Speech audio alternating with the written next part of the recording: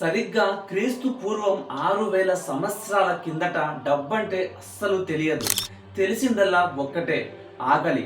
ఆకలేసిందా అడవికి వెళ్ళడం, అతి క్రూరమైన మృగాలను వేటాడడం, వాటి మాంసాన్ని తిని కడుపు నింపుకోవడం, అదొక్కటే తెలుసు. అయితే అప్పట్లో ఆది మానవులకు ఎటువంటి సమస్యలు అస్సలు ఉండేది కాదట. ఓన్లీ ఉన్నదల్లా ఒకే ఒక సమస్య, అదే ఆకలి. అయితే ఈ ఆకలి బారిన పడిన ఆది మానవులు ఉన్న చోటే ఉంటే జంతువులు తమ దగ్గరికి చేరవని గుంపులు గుంపులుగా డివైడ్ అయిపోయి జంతువులని అతి భయంకరంగా క్రూరంగా వేటాడి వాటిని చంపి వాటి మాంసాన్ని తిని కడుపు నింపుకునేవారట. అయితే అడవిలో ఒక జంతువు కడుపు నింపుకోవాలంటే దానికి మరో జంతువు బలి కావాల్సిందే. అలాంటిది మానవులు జీవించడానికి రోజుకు పదుల సంఖ్యలో మృగాలను వేటాడి చంపేసి తినేవారు. ఇలా రోజు పదుల సంఖ్యలో మృగాలు చనిపోతూ ఉంటే రానున్న రోజుల్లో ఆది మానవులకు ఫుడ్ ఎలా దొరుకుతుందనే డౌట్ మీకు వచ్చిందా? మీ డౌట్ 100% రైట్. ఎలా అంటే అప్పట్లో మానవులు చాలా తక్కువ మంది ఉండేవారు, జంతువులు చాలా ఎక్కువగా ఉండేవారు. ఫర్ ఎగ్జాంపుల్, మానవులు 1000 మంది ఉంటే జంతువులు లక్షలకు పైగా ఉండేవట. ఇలా వారు ఎన్ని జంతువుల్ని చంపినా కూడా ఆ లెక్క మాత్రం సరిపోయేది. ఇలా చాలా కాలం గడిచే కొద్దీ జంతువులు వీరి వద్దకు రాకుండా దాదాపుగా దూర ప్రాంత అడవులకైతే వలసగా వెళ్ళిపోయేవి. ఇలా జంతువులు వలస వెళ్ళిపోయినప్పుడు కొంతమంది గ్రూపులుగా డివైడ్ అయ్యి వెళ్ళినప్పుడు కొంతమందికి మాంసం అయితే దొరికేది, మరి కొంతమందికి మాంసం అస్సలు దొరకకుండా ఉండేదన్నమాట. అయితే వేటకు వెళ్ళిన ఆది మానవులు కొంతమంది ఆయుధాలని అడవిలోనే మర్చిపోయి వచ్చేవారట, మరి కొంతమంది ఆయుధాలు మిస్ అయిపోయేవట. అప్పుడే ఆది మానవులకి ఒక మెరుగైన ఆలోచన వచ్చింది, అదే బార్టర్ సిస్టమ్. ఈ బార్టర్ సిస్టమ్ ఎలా పనిచేసిందంటే, ఫుడ్ ఎవరికైతే ఎక్కువగా దొరికిందో వారు వీరి దగ్గర ఫుడ్ తీసుకొని వీరి దగ్గర నుండి ఆయుధాన్ని వారికి ఇచ్చేవారనమాట. ఇలా ఫస్ట్ టైం వాళ్ళకే తెలియకుండా ఇక్కడ ఒక బిజినెస్ అయితే జరిగింది. అయితే బార్టర్ సిస్టమ్ పుణ్యమా అని చాలా సంవత్సరాలు ఇదే తీరుని కంటిన్యూ చేశారు. అలా కాలాలు గడిచే కొద్దీ ఫస్ట్ టైం మానవుని దగ్గర నుంచి ఒక బద్ధకమైన ఆలోచన బయటపడింది. అదేంటో మీకు తెలుసా? కష్టాన్ని తగ్గించుకొని జీవించడం ఎలా. ఇలాంటి బద్ధకమైన ఆలోచన మానవుడైతే ఆ రోజుల్లోనే చేశాడు. ఏది ఏమైనా మనము వారికి ఆయుధాలు ఇస్తే మనకు వారు ఫుడ్ అయితే ఇస్తున్నారు కదా. అలాంటప్పుడు అడవులకు వెళ్ళి ఆ జంతువులతో పోరాడి ప్రాణాల మీద తెచ్చుకోవడం కంటే వారికి కావాల్సిన ఆయుధాన్ని తయారు చేసి ఇస్తే వారు దానికి బదులుగా ఫుడ్ ఇచ్చేస్తారు కదా అనే బద్ధకమైన ఆలోచనని స్టార్ట్ చేశాడు. అయితే ఇక్కడ మానవులకి అదే బద్ధకం రివర్స్ కొట్టిందని చెప్పాలి. ఎందుకంటే అడవికి వెళ్ళి జంతువుల్ని వేటాడి మాంసం తెచ్చి అతి తక్కువ టైంలోనే ఆయుధాలు రెడీ అయ్యేవి కాదట. మరి ఇచ్చిపుచ్చుకోవడానికి వీరి దగ్గర మాంసం రెడీగా ఉంది, వారి దగ్గర ఆయుధాలు లేకపోయేసరికి మరుసటి రోజుకి ఆ ఆయుధాలు అప్పచెబుతామని చెప్పేవారట. దీన్ని గుర్తు పెట్టుకోవడానికి ఆది మానవులు ఫస్ట్ టైం రాళ్లపై కొన్ని గుర్తులైతే వేశారు.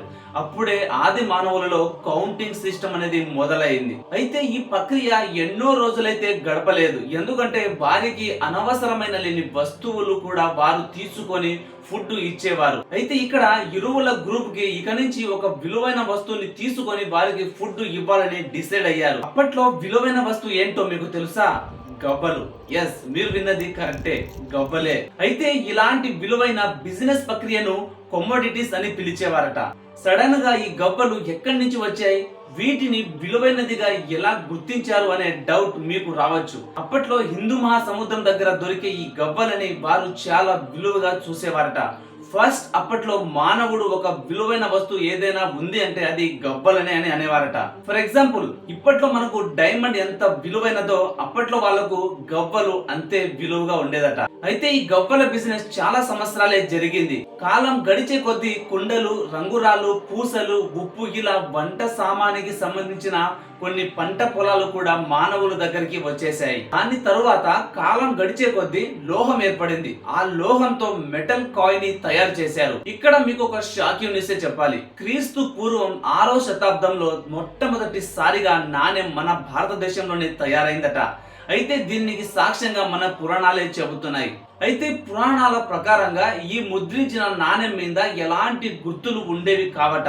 వీటిని కశ్యపణాలు, పణాలు అని పిలిచేవారు. ఇలా జరిగిన చాలా కాలం తరువాత మౌర్యులు, గ్రీకులు నాణెం మీద ఎలాంటి గుర్తు లేకపోవడంతో వీటిని గుర్తించుకోవడం చాలా కష్టమని, ఇలా అయితే నాణేలకు విలువ ఉండదని దాని తర్వాత వీటిపై గుర్తులు వేసి ఈ నాణేలను ముద్రించేవారు. ఇలా ఒక్కటేంటి, వెండి నాణేలు, తామర రూప, రాగి నాణేలు, సువర్ణ రూప, బంగారు నాణేలు, ఇలా చాలా నాణేలను ముద్రించేవారు.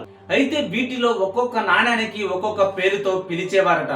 బంగారంతో చేసే నాణేలని సువర్ణ రూప, రాగితో చేసిన నాణేలను తామర రూప, వెండి నాణేలను రూప్య రూప అని పిలిచేవారని మన పురాణాలు చెబుతున్నాయి. అయితే కాలాలు మారాయి, రాజ్యాలు ఏర్పడ్డాయి. వివేకంతో ఈ నాణేలను ఏ రాజు అయితే ముద్రిస్తారో వారి రాజ్య గుర్తులను ఈ నాణేల మీద ముద్రించేవారట.